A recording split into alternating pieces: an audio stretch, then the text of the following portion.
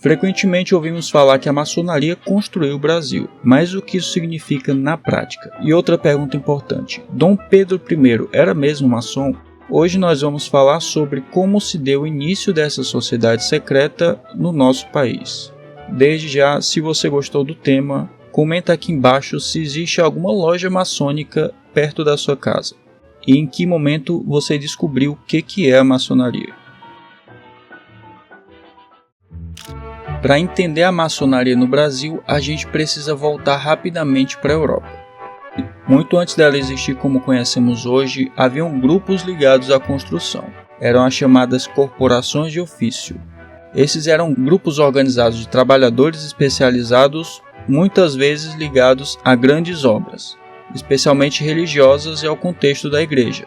Eles detinham conhecimentos avançados sobre construção, o que em muitos casos permitiam que circulassem entre diferentes regiões, já que eram responsáveis por erguer desde grandes catedrais até construções ligadas à nobreza.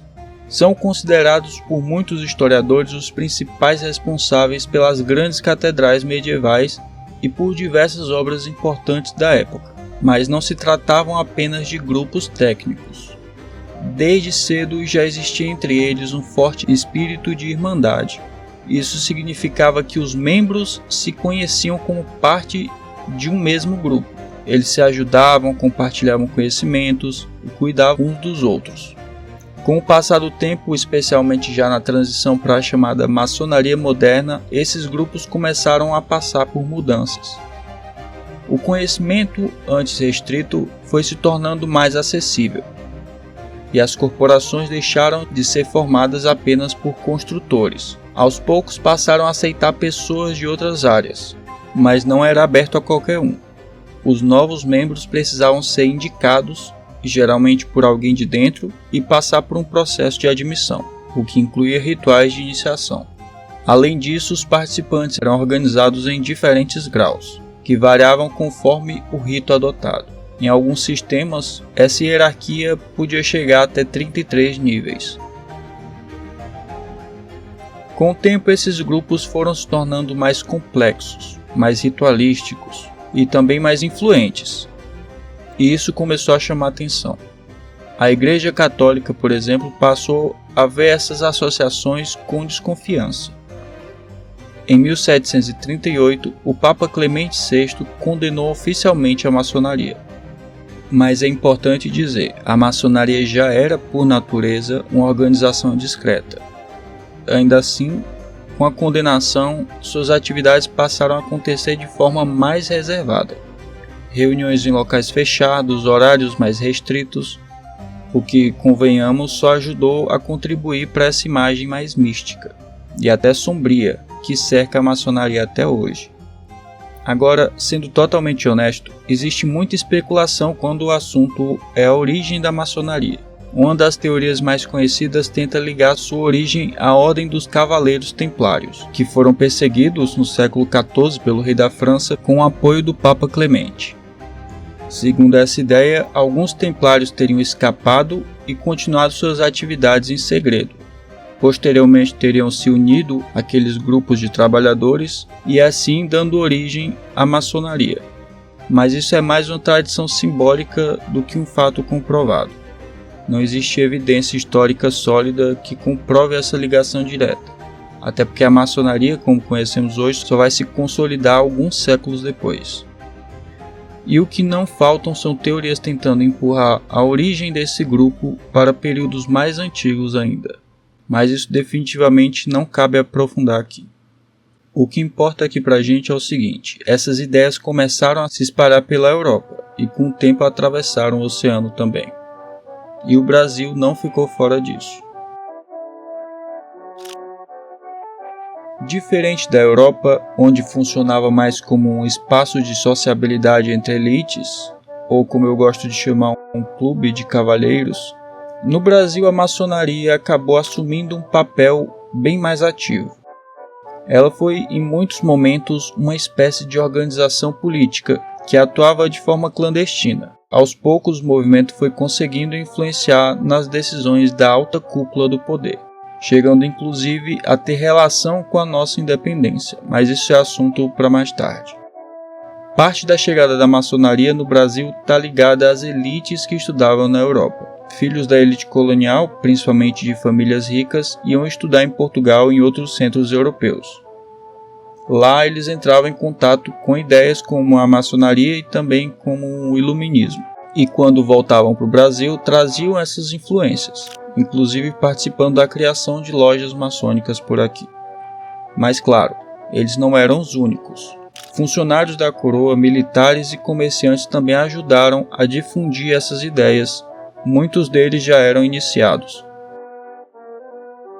Alguns registros apontam que uma das primeiras lojas maçônicas no Brasil teria surgido em Salvador, ainda no início do século XVIII, conhecida como Cavaleiros da Luz. Embora existam divergências sobre esses primeiros registros. Em relação ao nome, inclusive, pode remeter simbolicamente tanto às ideias iluministas quanto às tradições associadas aos templários, referências que aparecem com frequência dentro do universo maçônico. Essas e outras lojas teriam ajudado a difundir ideias que influenciaram movimentos como a Conjuração Baiana. Com o tempo, outras regiões também passaram a concentrar grupos maçônicos. Pernambuco, por exemplo, foi outro importante polo desse período. Esses são exemplos de núcleos menos conhecidos da maçonaria no Brasil, que surgiram antes mesmo dos grupos do Rio de Janeiro ganharem mais destaque, especialmente no contexto da independência. Mas para seguirmos é importante entender um ponto fundamental. A maçonaria não era um bloco único. Existiam diferentes grupos dentro dela, com ideias distintas. Alguns mais alinhados ao governo, outros mais críticos e favoráveis a mudanças mais profundas, e isso ajuda a explicar um episódio curioso do pós-independência, quando Dom Pedro, logo após declarar a independência, decidiu proibir todas as lojas maçônicas pelo país. Ao que tudo indica, esses grupos funcionavam como espaços onde as ideias podiam circular, especialmente aquelas que não poderiam ser discutidas abertamente, assim, em praça pública. Nesse sentido, eram quase como organizações políticas em um período em que ainda não existiam partidos estruturados como hoje. Outro exemplo frequentemente associado à influência dessas ideias é a Inconfidência Mineira. Existem até teorias de que Tiradentes teria sido maçom, mas isso não é comprovado também. O que se sabe com mais segurança é que havia uma forte influência das ideias iluministas naquele contexto. E, de uma forma geral, é complicado tentar afirmar ou negar algo em relação a essas influências de sociedades discretas. Afinal de contas, elas são ditas secretas, não é por acaso. E aqui eu estou basicamente parafraseando um comentário feito no artigo de jornal do início dos anos 1800. Contudo, o que se tem mais clareza mesmo sobre a influência maçônica é a relação desses grupos com a independência do Brasil. E aqui chegamos na parte que eu mais tinha curiosidade. É justamente nesse ponto que a maçonaria deixa de ser apenas um grupo discreto e passa a parecer diretamente ligada a um dos momentos mais importantes da nossa história, a independência do Brasil. No início da década de 1820, o cenário era de tensão. Portugal tentava retomar o controle direto sobre o Brasil, exigindo o retorno do príncipe regente. Ao mesmo tempo, por aqui crescia a pressão por autonomia. E é nesse contexto que figuras importantes da política brasileira, muitas delas ligadas à maçonaria inclusive, começaram a se articular. Um dos nomes centrais nesse momento é José Bonifácio. Ele defendia a separação de Portugal, mas de forma controlada, evitando rupturas radicais. Do outro lado também haviam grupos mais exaltados, com ideias mais próximas de uma ruptura completa. E no meio disso tudo estava ele, Dom Pedro I. A relação de Dom Pedro com a maçonaria é um dos pontos mais comentados desse período. E sim, sob a influência de Bonifácio, ele foi iniciado na maçonaria em 1822. E mais do que isso, em pouco tempo, chegou a ocupar uma posição de liderança dentro da organização. Do primeiro nível, ele já teria passado direto para o nível 33, que desempenha a titulação para a função de grão-mestre. Mas, ao que tudo indica, Pedro I não era maçom convicto. Esse movimento foi, sobretudo, mais político do que ideológico. Isso porque era mais viável se aliar à sociedade discreta que crescia em poder de influência do que resolver fazer tudo sozinho. Em outras palavras, Dom Pedro parecia mais ter costurado uma aliança em prol de uma vontade que tinha em comum com os maçons do que qualquer outra coisa. Inclusive, isso faz mais sentido tendo em vista o que viria a acontecer depois. Se juntando àquele grupo, ele evitava que pudessem tomar decisões pelas suas costas. Isso mostra quanto a maçonaria estava próxima dos centros de poder naquele momento. Mas é importante ter cuidado aqui. A independência do Brasil não foi simplesmente obra da maçonaria. Ela foi resultado de uma série de fatores políticos, econômicos e sociais. O que se pode dizer com mais segurança é que a maçonaria funcionou como um espaço de articulação. Um lugar onde ideias circulavam, alianças eram formadas e decisões começavam a tomar forma. Pouco tempo depois, em setembro de 1822, viria o episódio que entrou para a história, o chamado Grito do Ipiranga. E assim o Brasil se tornava independente de Portugal. Mas a relação entre Dom Pedro I e a maçonaria não demoraria a mudar. Aliás, ela mudaria de forma bastante brusca. Pouco tempo depois da independência, a relação entre Dom Pedro I e a maçonaria começa a se desgastar.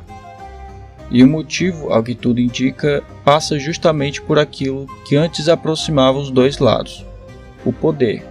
A maçonaria não era um bloco único, e dentro dela existiam grupos com interesses diferentes, alguns deles entrando em choque direto com o governo, e tudo que o governo menos queria era conflito, barulho contra si. Dom Pedro, agora imperador, precisava consolidar sua autoridade, e qualquer organização que funcionasse como um centro paralelo de articulação política passava a ser, no mínimo, incômoda. O resultado disso veio rápido. Ainda em 1822, no mesmo ano da independência, as atividades maçônicas foram proibidas no Brasil. As lojas foram fechadas, seus integrantes caçados, e aquela rede de articulação que até pouco tempo antes estava próxima do poder, voltava à clandestinidade. É uma virada curiosa. A mesma estrutura que ajudava a articular as ideias e alianças passa a ser vista como uma possível ameaça. E isso diz muito sobre o momento político do país. O Brasil acabava de se tornar independente, mas ainda estava longe de ser estável. Conflitos internos, disputa de poder, interesses divergentes. Nesse cenário, controlar quem podia se organizar era uma forma de manter as rédeas da situação. Os maçons ficaram um bom tempo sem poder se reunir. Foi somente em 1831, após a abdicação de Dom Pedro I do trono, que eles puderam voltar ativa em suas lojas. Mas, como já era de se esperar, a história não termina aí. Depois de seu retorno, houveram períodos de aquecimento e resfriamento desses grupos, mas eles nunca deixaram de estar presentes em todo o país, chegando inclusive ao ponto de, nos dias de hoje, existirem políticos extremamente influentes que chegaram a níveis altos na maçonaria. Pois bem, se você gostou do vídeo, e imagino que se chegou até aqui é porque gostou realmente do tema, eu peço que deixe um like, indique o canal para algum amigo, comenta alguma coisa aqui embaixo, quem sabe até ideias de novos temas. Esse inclusive poderia ser feito uma segunda parte, mas por enquanto é isso. Obrigado por assistir e até a próxima.